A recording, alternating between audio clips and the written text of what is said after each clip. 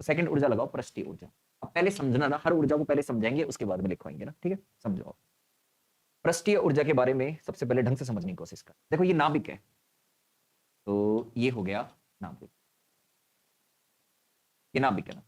अब सुनो होता क्या है ना, देखो अब ये नाभिक में न्यूक्लियन स्थित है, समझना ना, ये नाभिक में क्या स्थित है, न्यूक्लियन। इस तरीके से आप दिखा दोगे ना, इस तरीके से पूरे के अंदर क्या करेंगे अपन, न्यूक्लियन भर देंगे। अब क्या होता है सुनो, क्या पहले मैं भर देता हूं इसके अंदर न्यूक्लियन, सही से बन जाए। ये नाभिक में क्या है, न्यूक्लियन।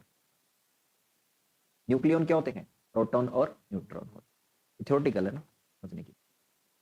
तो ये नाभिक में न्यूक्लियन है, न्यूक्लियन क्या होते हैं, प्रोटॉन और न्यूट्रॉन। अच्छा सुनो, अब क्या होता है कि और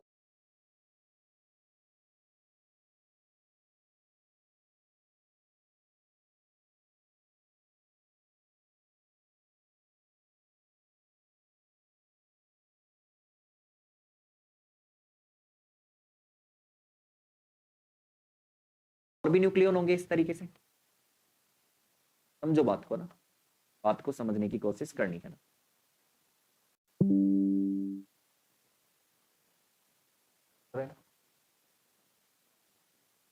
सुनते चलो ना, आओ और दिखा देता हूँ, पूरा कवर कर दो इसको।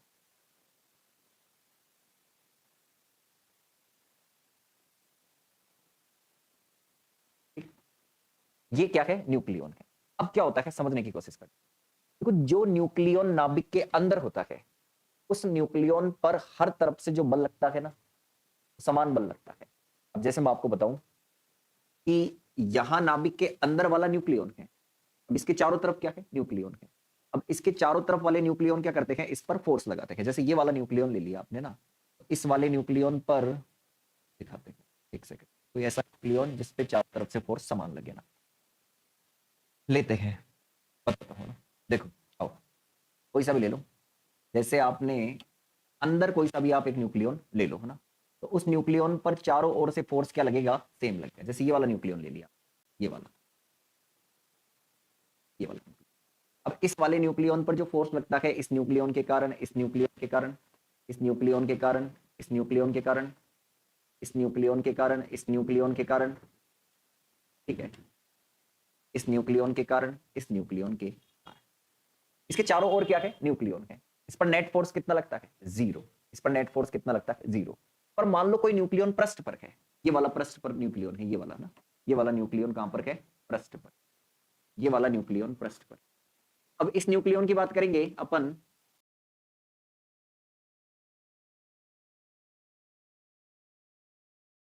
तो इस पर देखो जो फोर्स लगेगा ना, इस न्यूक्लियन पर जो फोर्स लगेगा, वो कुछ आप ऐसे देखो,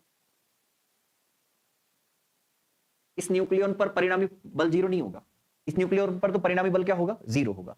अब इस न्यूक्लियन पर परिणामी बल जीरो नहीं होगा, यानी ये न्यूक्लियन कहां पर है, पृष्ठ पर है। ये न्यूक्लियन पर परिणामी बल जीरो नहीं होगा निकटवर्ती न्यूक्लियन के कारण, क्योंकि ये कहां पर है, पृष्ठ पर है।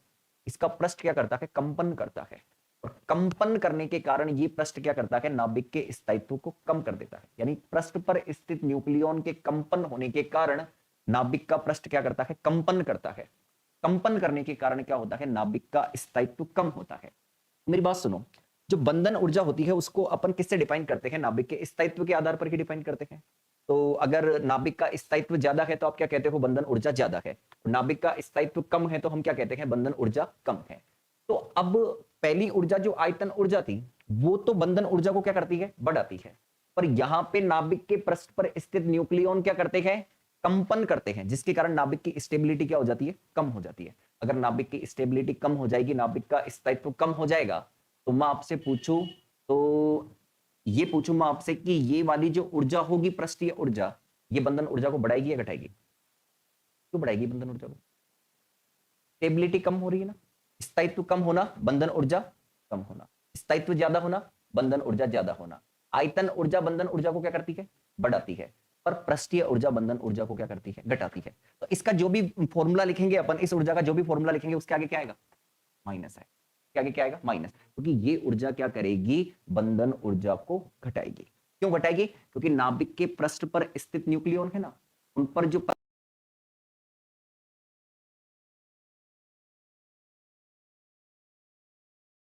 परिणामी बल है वो 0 नहीं है, जिसके कारण नाभिक का पृष्ठ कंपन करके नाभिक की स्टेबिलिटी को क्या कर देता है, कम कर देता है। इसके कारण अपन कह सकते हैं कि जो पृष्ठीय ऊर्जा होती है वह बंधन ऊर्जा को क्या करती है, आयतन ऊर्जा बढ़ाती है, पृष्ठीय ऊर्जा घटाती। अब लिखो इसके अंदर, लिखना, नाभिक में जो न्यूक्लियन नाभिक में जो न्यूक्लियन नाभिक में जो न्यूक्लियन पृष्ठ के अंदर होते हैं, नाभिक में जो न्यूक्लियन पृष्ठ के अंदर होते हैं उन पर परिणामी बल शून्य होता है, उन पर परिणामी बल शून्य होता है, परंतु जो पृष्ठ पर उपस्थित होते हैं, परंतु जो पृष्ठ पर उपस्थित होते हैं, परंतु जो पृष्ठ पर उपस्थित होते हैं उन पर परिणामी बल शून्य नहीं होता है, उन पर परिणामी बल शून्य नहीं होता है, उन पर परिणामी बल शून्य नहीं होता है। अतः यह न्यूक्लियन कंपन की अवस्था में होगा, अतः यह न्यूक्लियन कंपन की अवस्था में होगा,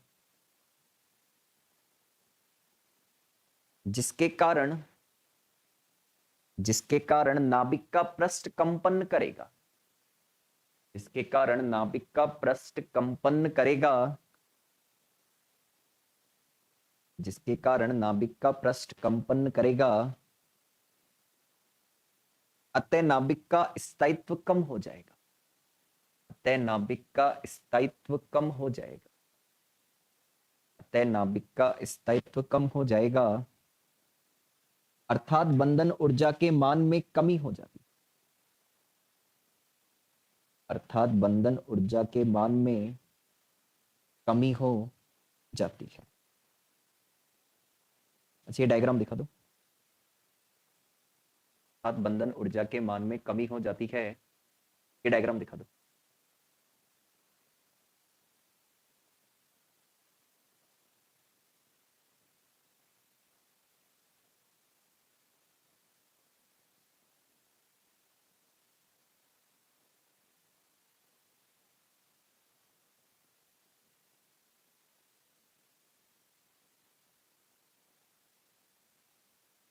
ये डायग्राम दिखा दो।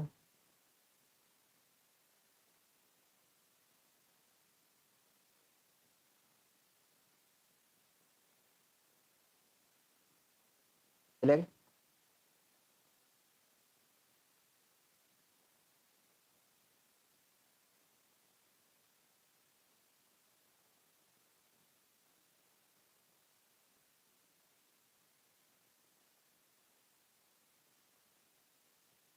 केवल डायग्राम बनाना है, अभी आगे नहीं लिखना।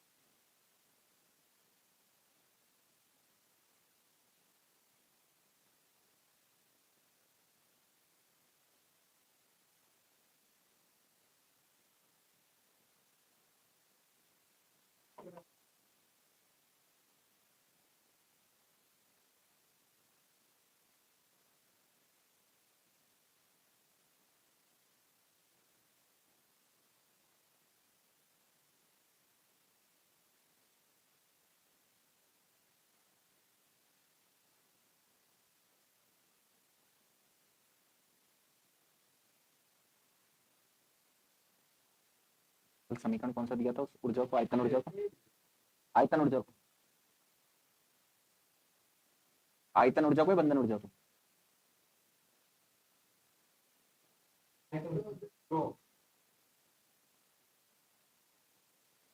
डायग्राम बना लो केवल।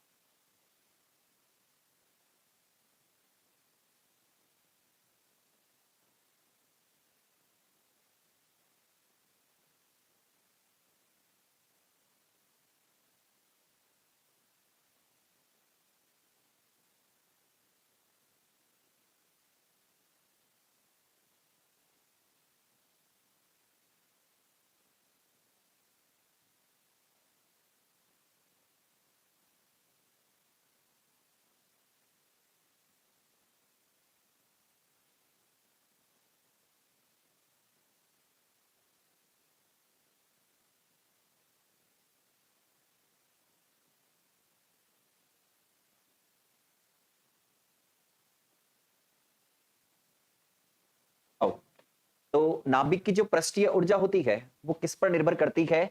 नाभिक के पृष्ठीय क्षेत्रफल पर निर्भर करती है।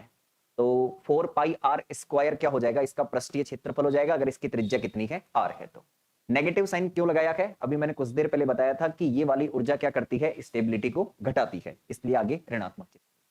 अच्छा, आर बराबर क्या होता है? आर नॉट ए की पावर 1/3। यहां ये मान रखोगे तो आर नॉट का स्क्वायर ए की पावर क्या हो जाएगा? 2/3। अब सुनो, 4 भी कांस्टेंट है, आई भी कांस्टेंट है, आर नॉट स्क्वायर भी क्या है? कांस्टेंट है। अच्छा, जब मैं इसको बराबर में करूंगा तो भी एक कांस्टेंट आएगा, तो वो सारा कांस्टेंट किसके अंदर आ गया? इस ए एस के अंदर आ गया, और बचेगा केवल क्या? ए की पावर 2/3। तो ये होती है पृष्ठीय ऊर्जा, जो क्या करती है? नाभिक की बंधन ऊर्जा को घटाती है। और नेगेटिव साइन किसको रिप्रेजेंट करता है? नेगेटिव साइन इस बात को रिप्रेजेंट करता है कि ये वाली ऊर्जा बंधन ऊर्जा को घटाती है ना, ठीक है ना। और ए एस क्या है? पृष्ठीय ऊर्जा के लिए नियतांक है। जैसे ए बी क्या था? आयतन ऊर्जा के लिए नियतांक, वैसे ही ये पृष्ठीय ऊर्जा के लिए नियतांक है। उतारो इसे।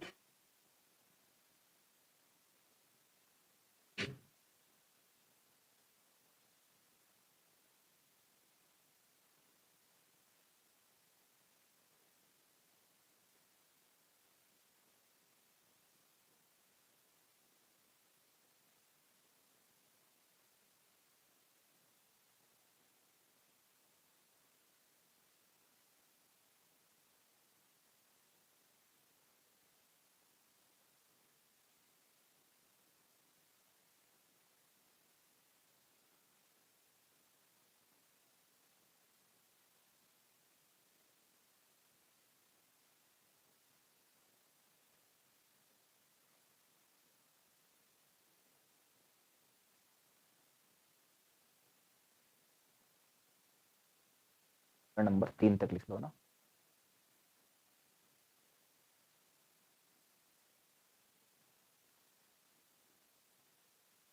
लिखना।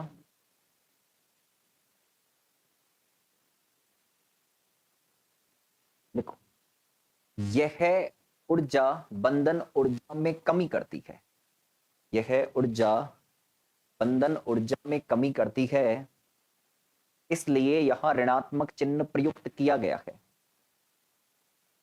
इसलिए यहां ऋणात्मक चिन्ह प्रयुक्त किया गया है।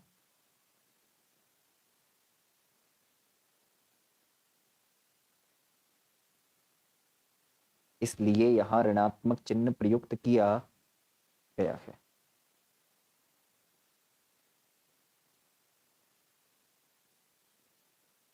ठीक है, ओके, चले आगे। तीसरी लगाओ, कूलाम ऊर्जा। तीसरी लगाइएगा, कूलाम। देखो, देखो इसका जो फॉर्मूला है ना, कैसे समझी जाती है ये ऊर्जा, समझने का बताता। पहले तो कूलाम ऊर्जा का फॉर्मूला लिखता हूं, क्या होता है ना। आओ देखो, ई टी बराबर, पहले मैं बोल रहा हूं कि ये वाली ऊर्जा भी क्या करती है? बंधन ऊर्जा को घटा। अभी मान लो, फिर समझाता हूं क्यों घटाती है ना। इसका मतलब आगे क्या आएगा? माइनस आएगा। अच्छा, इसका कांस्टेंट आएगा एक एसी। एसी क्या होगा? कूलाम ऊर्जा के लिए नियतांक होगा। इसके बाद में आता है जेड, जेड -1 ए की पावर 1/3। अब ये ऊर्जा आती कैसे है ये समझनी, डायरेक्ट लिखी हुई होती है बुक वगैरह इनके अंदर, कोई एक्सप्लेनेशन नहीं होता, और समझ सकते हैं अपन ये आती कैसे है, कि पीछे की फिजिक्स क्या लगती है। समझाता हूँ, देखो ना, एक सेकंड रुकना ना, फोन आ रहा है कुछ।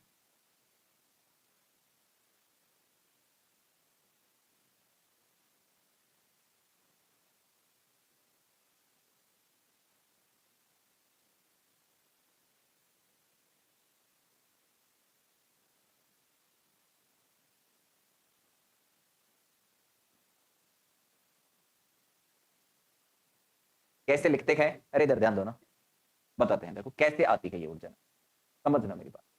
जैसे मान लो कोई नाभिक है, मैं से कहूं कि उस नाभिक में केवल 2 न्यूक्लियन है। कितने न्यूक्लियन है? 2 न्यूक्लियन। तो बताओ कितने पेयर बनेंगे? एक पेयर बनेंगे। कितने पेयर बनेंगे? एक। अगर मान लो किसी नाभिक में 3 न्यूक्लियन है, 1 2 3, तो कितने पेयर बनेंगे? 3। 1 2 3, पेयर संख्या कितनी हो जाएगी? आओ देखो, अगर मैं ऐसे कहूं कि किसी नाभिक के अंदर 4 न्यूक्लियन है, तो कितने पेयर बनेंगे?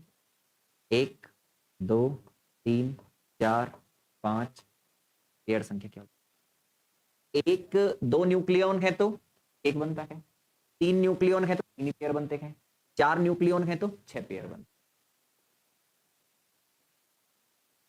इसमें अप्लाई करो इस फॉर्मूले में, समझ। पहले के अंदर एन जेड का मान 2 है, दो न्यूक्लियन यानी दो प्रोटॉन है ना, कितना आएगा? ओके। दूसरे के अंदर 3 यूज करो और इसके अंदर फिर 4 यूज करो, कितना आएगा? 3 दूना। इसका मतलब समझना, अगर दो न्यूक्लियन है किसी नाभिक के अंदर तो एक पेयर बनता है, अगर किसी नाभिक में 3 प्रोटॉन है तो 3 पेयर बनते हैं, और अगर किसी नाभिक के अंदर 4 प्रोटॉन है तो कितने पेयर बनते हैं? 6 प्रोटॉन बनते हैं। अब मैं कहूं कि किसी नाभिक के अंदर यदि जेड प्रोटॉन है तो कितने पेयर बनेंगे? ठीक है, अब सुनो, नाभिक में जो प्रोटॉन और न्यूट्रॉन होते हैं उसमें न्यूट्रॉन तो क्या है? उदासीन है। न्यूक्लियन में न्यूट्रॉन और प्रोटॉन होते हैं। अब प्रोटॉन कैसे होते हैं? धनावेशित। अब धनावेश धनावेश को क्या करेगा? प्रतिकर्षित करेगा। अगर धनावेश धनावेश को प्रतिकर्षित करेगा तो इसका मतलब ये वाली एनर्जी कैसी आएगी? नेगेटिव आएगी। वापस सुनना, मैं बताता हूं। देखो, जैसे आपसे कहें कि दो आवेश है और उन दोनों आवेश के मध्य लगने वाला जो फोर्स होता है वो ये होता है K Q1 Q2 बटा R। अगर आप ऊर्जा की बात करते हो तो लिखते हो K Q1 Q2 बटा R। अब दोनों चार्ज सेम है, दोनों चार्ज सेम है और दोनों चार्ज क्या करे? रिपल करे, ना। अब एक चीज और समझना इसके अंदर काम की बात, देखो ये वाली जो ऊर्जा है ये किसके व्युत्क्रमानुपाती होती है?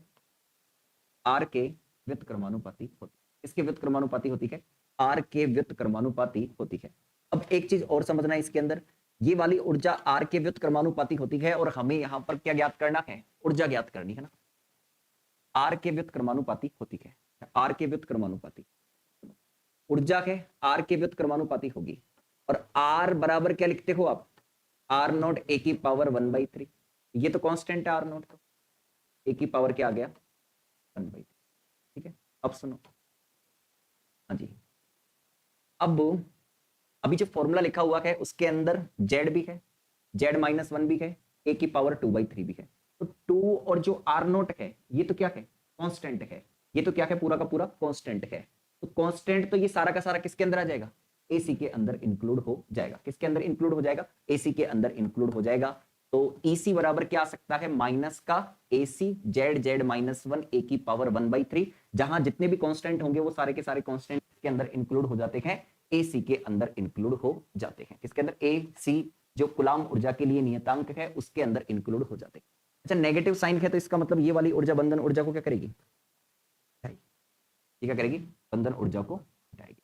जस्ट सुनो, अगर इसके अंदर आप कहो कि नाभिक के अंदर प्रोटॉन और प्रोटॉन उपस्थित होते हैं तो प्रोटॉन और प्रोटॉन तो एक दूसरे को क्या करते हैं? प्रतिकर्षित करते हैं। इसका मतलब जो न्यूट्रॉन होते हैं वो तो उदासीन होते हैं और नाभिक में प्रोटॉन प्रोटॉन एक दूसरे को प्रतिकर्षित करते हैं, तो इस हिसाब से नाभिक फट जाना चाहिए।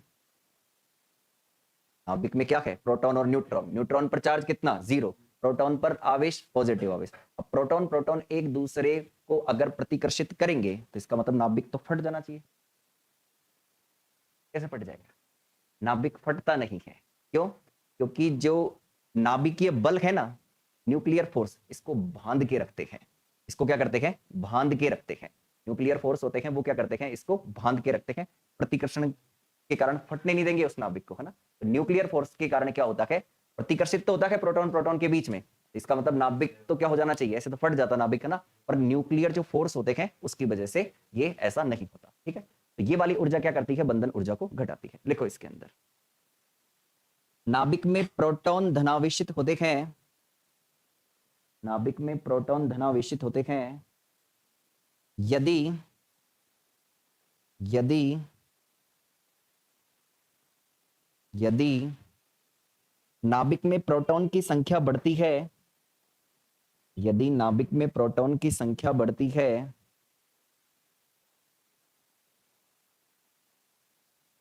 तो प्रतिकर्षण भी बढ़ता है। तो प्रतिकर्षण भी बढ़ता है जिसके कारण नाभिक का स्थायित्व, नाभिक के स्थायित्व में कमी हो जाती है। जिसके कारण नाभिक के स्थायित्व में कमी हो जाती है, जिसके कारण नाभिक के स्थायित्व में कमी हो जाती है,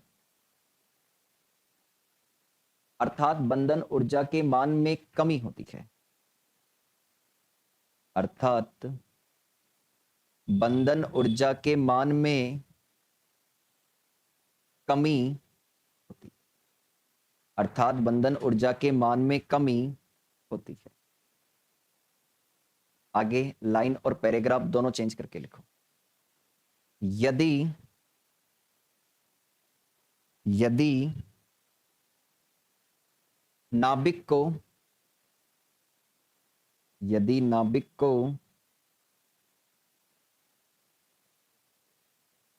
जेड ई आवेश का एक गोला माना जाए,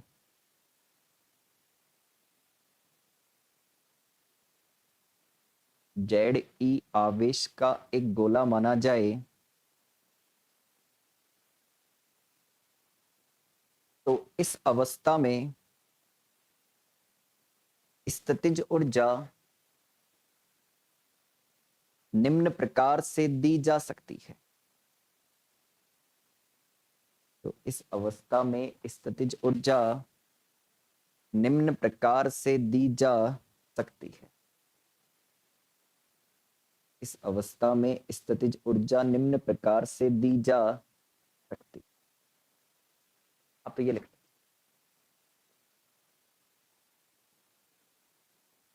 क्या, समीकरण नंबर दे देना इसे, कौन सा?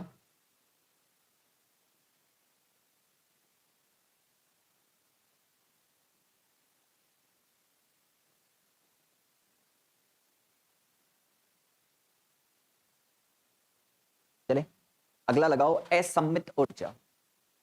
असम्मित ऊर्जा,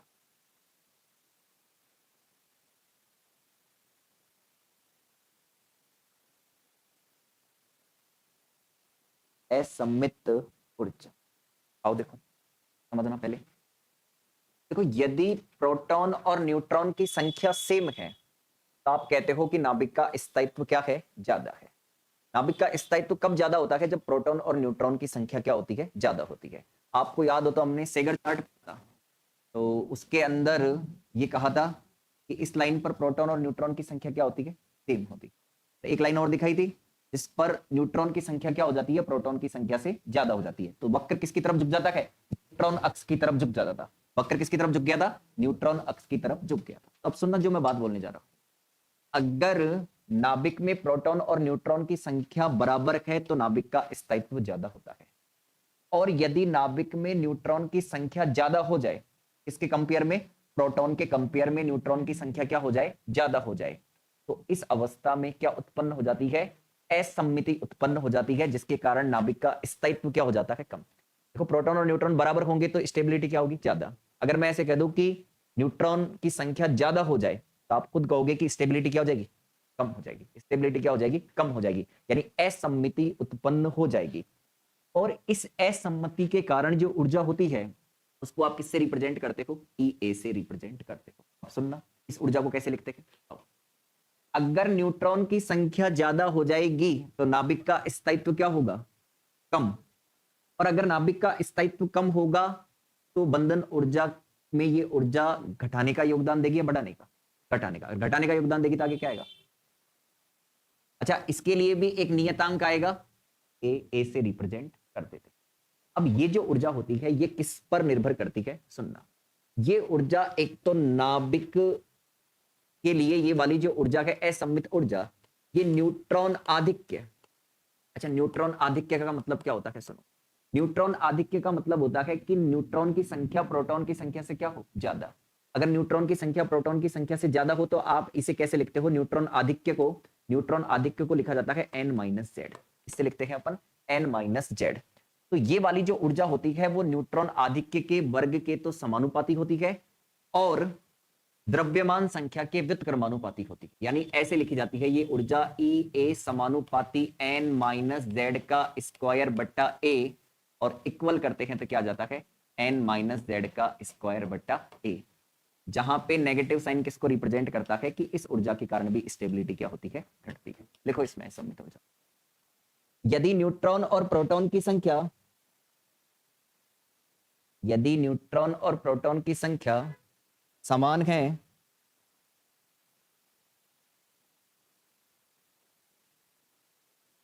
यदि न्यूट्रॉन व प्रोटॉन की संख्या समान है, तो इस अवस्था में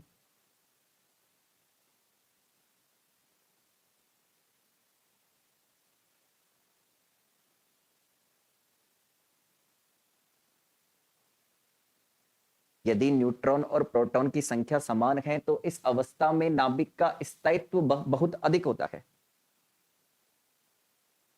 इस अवस्था में नाभिक का स्थायित्व बहुत अधिक होता है।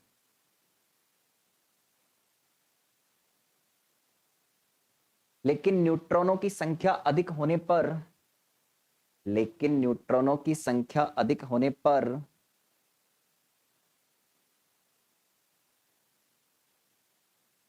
असममिति उत्पन्न हो जाती है। असममिति उत्पन्न हो जाती है, जिसके कारण बंधन ऊर्जा में कमी हो जाती है। जिसके कारण बंधन ऊर्जा में कमी हो जाती है।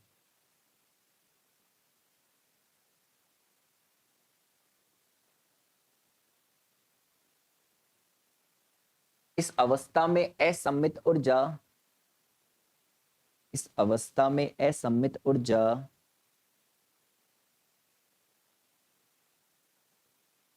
इस अवस्था में असममित ऊर्जा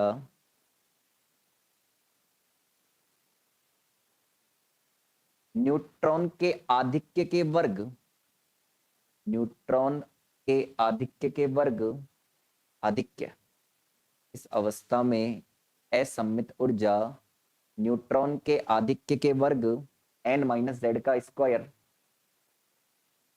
n माइनस जेड का स्क्वायर के समानुपाती, के समानुपाती और द्रव्यमान संख्या के व्युत्क्रमानुपाती होती है, और द्रव्यमान संख्या के व्युत्क्रमानुपाती होती है, और द्रव्यमान संख्या के व्युत्क्रमानुपाती। और देखो इसको ऐसे भी लिख सकते हैं, कैसे? देखो हमें पता है प्रोटॉन की संख्या किसके बराबर होती है, परमाणु क्रमांक के बराबर।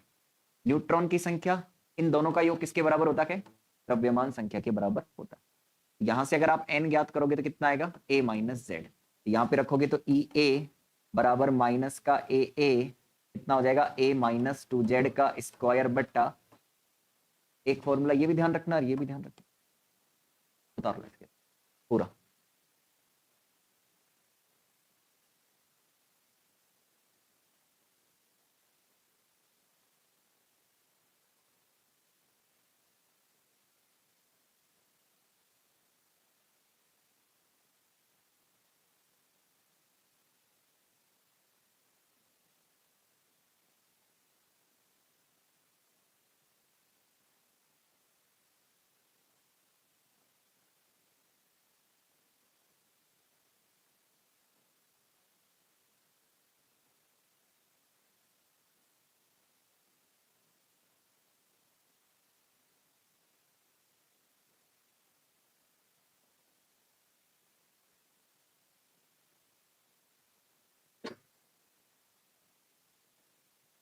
ठीक है, अगली ऊर्जा लगाओ,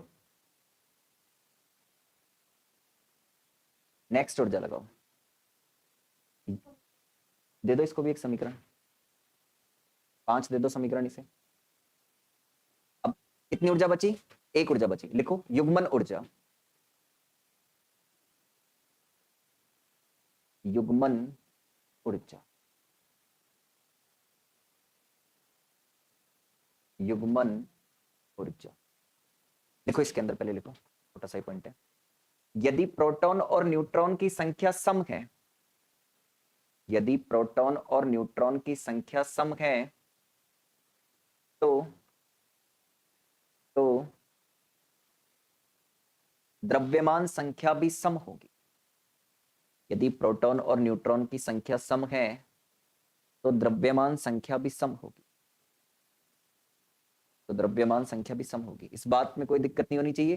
प्रोटॉन और न्यूट्रॉन की संख्या सम होगी तो द्रव्यमान संख्या सम इसलिए होगी क्योंकि किसी सम संख्या में आप सम संख्या जोड़ोगे तो क्या आएगी? सम संख्या ही आएगी। तो नाभिक का स्थायित्व भी अधिक होगा। तो नाभिक का स्थायित्व भी अधिक होगा। तो नाभिक का स्थायित्व भी अधिक होगा। ऐसे नाभिकों की स्टेबिलिटी क्या होती है? ज्यादा होती है, जिसकी द्रव्यमान संख्या क्या होती है? सम होती है। तो नाभिक का स्थायित्व भी अधिक होगा। यदि द्रव्यमान संख्या विषम है, यदि द्रव्यमान संख्या विषम है तो नाभिक अस्थायी होगा। यदि द्रव्यमान संख्या विषम है तो नाभिक अस्थायी होगा।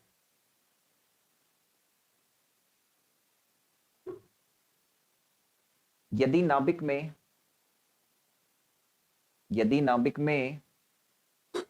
प्रोटॉन की संख्या सम, यदि नाभिक में प्रोटॉन की संख्या सम और न्यूट्रॉन की संख्या विषम हो, यदि नाभिक में प्रोटॉन की संख्या सम और न्यूट्रॉन की संख्या विषम हो, या प्रोटॉन की संख्या विषम, या प्रोटॉन की संख्या विषम व न्यूट्रॉन की संख्या सम हो,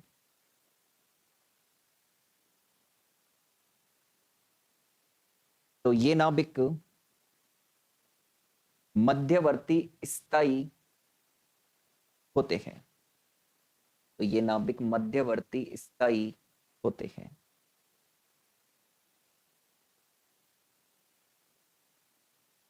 लाइन चेंज करके लिखना। नाभिक की युग्मन ऊर्जा, नाभिक की युग्मन ऊर्जा द्रव्यमान संख्या ए की, द्रव्यमान संख्या ए की 3/4 घात, 3/4 घात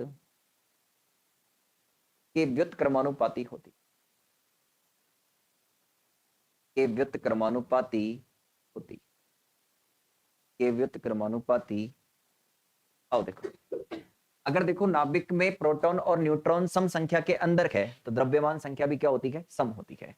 और द्रव्यमान संख्या सम होती है तो इस अवस्था के अंदर क्या हो सकता है? इस अवस्था के अंदर आप कह सकते हो कि नाभिक क्या होता है? स्थायी होता है। और यदि द्रव्यमान संख्या विषम है तो नाभिक कैसा होता है? अस्थायी। अब यदि प्रोटॉन और न्यूट्रॉन में से एक सम है और एक विषम है, या फिर प्रोटॉन सम न्यूट्रॉन विषम, या न्यूट्रॉन सम और प्रोटॉन विषम, उस कंडीशन के अंदर मध्यवर्ती स्थायी नाभिक होते हैं। ये वाली ऊर्जा होती है, इसको ईपी से लिखते हैं। ये वाली ऊर्जा किसके समानुपाती होती है? ए की पावर 3/4। ये वाली ऊर्जा भी क्या करती है? बंधन ऊर्जा को घटाती है। इसलिए यहां पे क्या करते हैं अपन, लिख लो इसे, लिख लो इसे।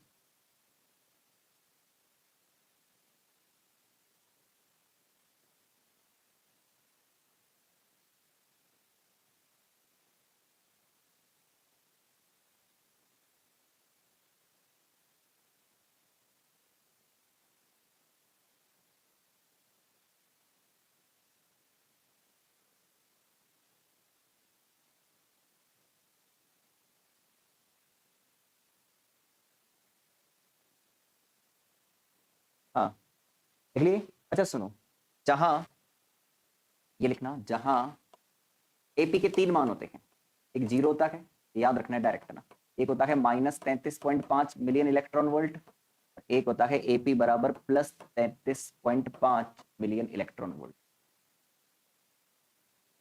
एक एक के ब्रैकेट में लिखाऊंगा कुछ, पहले लिख लो। इसको समीकरण नंबर कौन सा दोगे?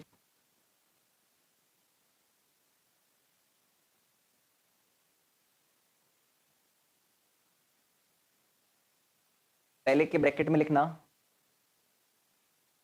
ए विषम,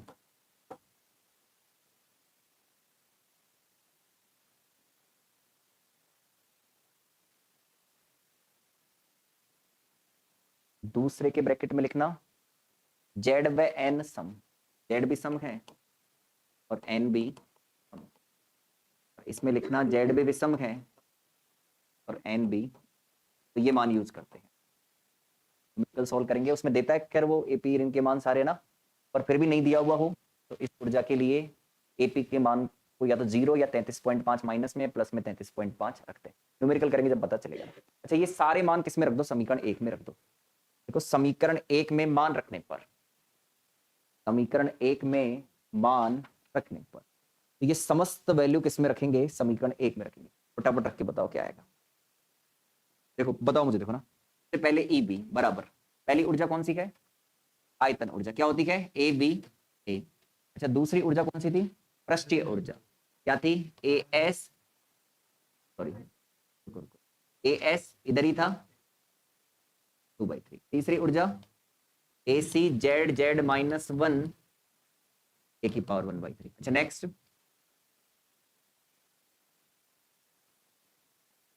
ए -2 जेड का स्क्वायर बटा ए, ये है ए पी ए की पावर, बंधन ऊर्जा ज्ञात करने का फॉर्मूला ये हो गया।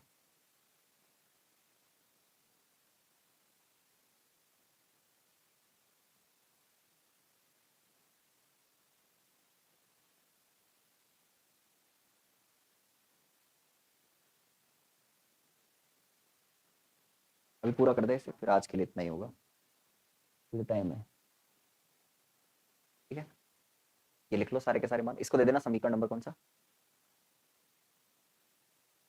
इसके आगे लिखना, यदि किसी परमाणु में, यदि किसी परमाणु में जेड प्रोटॉन, यदि किसी परमाणु में जेड प्रोटॉन व कैपिटल एन न्यूट्रॉन हो, यदि किसी परमाणु में जेड प्रोटॉन व कैपिटल एन न्यूट्रॉन हो तो परमाणु का द्रव्यमान निम्न होगा, तो परमाणु का द्रव्यमान निम्न होगा। याद करो ये पढ़ चुके अपन, M A comma Z, Z M H, फिर क्या था इसके बाद में A minus Z M N, द्रव्यमान शक्ति पढ़ाई थी ना, माइनस का ईपी। जब बंधन ऊर्जा डिफाइन करी थी तब ध्यान रखो ये इधर थी स्टेप और ये वाली स्टेप इधर, है ना। बंधन ऊर्जा डिफाइन करी थी ईबी, जब ये इधर थी और ये वाली स्टेप। चलो यहाँ पे आपको क्या करना है, तो दे दो समीकरण नंबर कौन सा 8, और 7 से मान किस में रख दो 8, 7 से मान 8 में रखें, 7 से मान 8 में रख दो, आंसर आ जाएगा, जो होगा वो फाइनल आंसर। 7 से मान 8 के अंदर रखेंगे तो देखो क्या होगा, यही लिख देता हूँ, एम ए कोमा जेड बराबर जेड एम एच प्लस ए माइनस जेड एम एन, फिर ये माइनस हो जाएगा, ये प्लस हो जाएगा, ये प्लस हो जाएगा, ये प्लस हो जाएगा, ये प्लस हो जाएगा। इसी को कहते हैं सामी आनुभाविक द्रव्यमान सूत्र। ये याद भी होना चाहिए डायरेक्ट, ये याद होगा तो इसके न्यूमेरिकल सोल्व होंगे और आगे के डेरिवेशन, नहीं तो नहीं होंगे। सामी आनुभाविक द्रव्यमान सूत्र,